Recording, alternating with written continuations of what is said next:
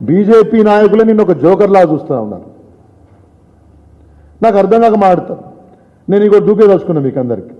ఈయనను పార్లమెంట్లో మాట్లాడమంటే స్పీకర్ గారు ఓం బిర్లా గారు లేచి ఆయన శాఖకు సంబంధించి మాట్లాడమంటే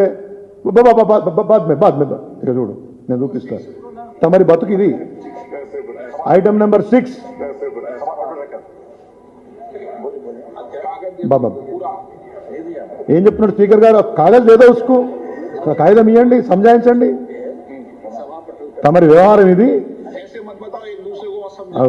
ఒకరికొకరు చెప్పుకోకూడరా, సంజాయించుండ్రి.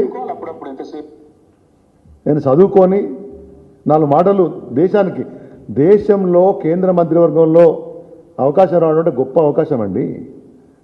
కొన్ని లక్షల మంది బీజేపీ కార్యకర్తల శ్రమాస్వేదంతో మీకు ఆ పదవులు వస్తే, పార్టీని భ్రష్టు పట్టిస్తే ఉన్న పదవి కూడా మీకేసినారు.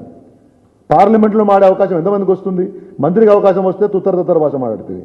నీ వచ్చి అంతర్జాతీయంగా తెలంగాణ రాష్ట్రానికి పేరు తెచ్చినటువంటి కొన్ని వందల కంపెనీలను, కొన్ని లక్షల కోట్ల పెట్టుబడులు తెలంగాణకు తీసుకొచ్చినటువంటి ఒక నాయకుడి మీద, కేటీఆర్ గారి మీద నువ్వేదో నీచుడని అసలు చెప్పడానికి కూడా నాకు మంచిగా అనిపిస్తలేదు. ఏదో డార్క్ సీక్రెట్లు నేను బయట పెడతా, మరేదో చెప్తా, నీ బొంద పెడతావు, పెట్టు. ఏం పెడతావు? ఏం డార్క్ సీక్రెట్స్ ఉన్నాయి? మాడుకుందామా మరి ఎవరు డార్క్ సీక్రెట్ ఏందో? కరీంనగర్లో పోయి నీ కార్యకర్తలను అడుగుదామా నీ చరిత్ర ఏందో?